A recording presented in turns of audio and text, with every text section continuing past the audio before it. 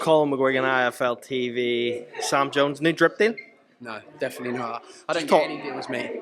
Just talk, well, I want a just talk to cheeseburger me deal. about what you've seen in there from Jack Catterall. Yeah, amazing, amazing. I mean, the first few rounds were Jack being patient. Do you know what I mean? He was in there with a world-class operator. But ultimately, Jack's the best 140-pound fighter in the world, Colin. He really is. And I think he displayed that in there tonight. Regis said it's the best he's ever been in the ring with. It's a weird, I don't even understand. Was it like a jab that he got hit with whenever it dropped him? No, Jack's feet were like kind of tangled a little bit, but it was a knockdown, but it was a bit of a it was a flash knockdown. It wasn't anything. So you could see Jack weren't hurt at all in there. So Around the midway point, what were you thinking, Sam? I was dead calm. So I thought what Jamie was saying to, like, it's gonna come. Regis was getting tired and Jack was stepping on the gas, and that was pretty much the plan. So we thought Jack would get him out there late. That was honestly what everyone thought here. So, but Regis is a tough bastard, isn't he? So he hung in there. Did you have it as wide as what it was? What was it on? I had it 116, 112, something like that. I didn't have it any wider than that. I thought Regis grabbed a few rounds in there. We spoke about in the ring that he's been promised this world title shot next. Is that going to be the winner of Barrow and Hitchens? You would imagine so. But ultimately, if Devin Haney, I respect Devin Haney, he's a brilliant fighter. Teofimo Lopez, if he wants to fight anyone, Jack will fight any of these guys. Where do you want to see that? You want to see Jack back here headlining in the co-op? He had a great crowd in there tonight.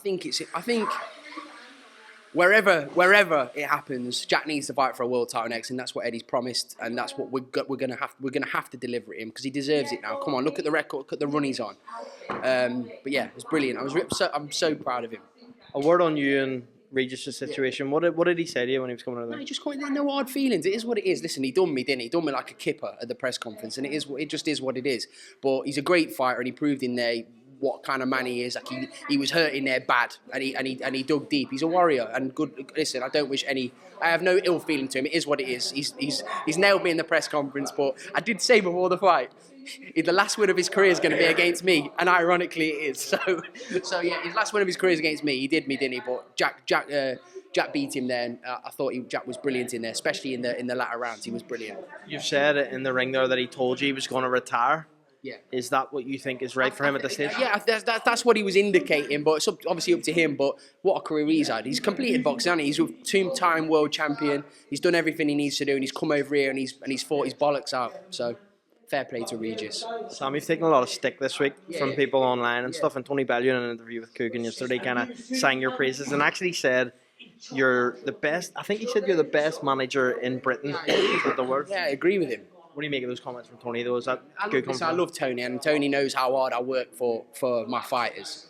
And look, I'm not perfect. Don't always think before I open my mouth. I'm impulsive. I'm not the perfect person, but listen, I work very hard, and I love my fighters. Final one from me. Obviously, there's a fighter in there tonight, Campbell, happened, a lot of pressure on him. He lost a close fight to Jimmy Joe Flint. What would you like to see happen there? Do you know what? I was watching it, and I thought we all kind of thought Campbell was going to win. Like I don't know what it was. I think because we weren't watching it like eyes glued. Obviously, Jack was getting warmed up. We kind of thought Campbell was going to win. But do you know? Look, Campbell's been ridiculed since the day he turned professional. Right? He's been ridiculed the day he turns professional, and like he doesn't have to box. Campbell.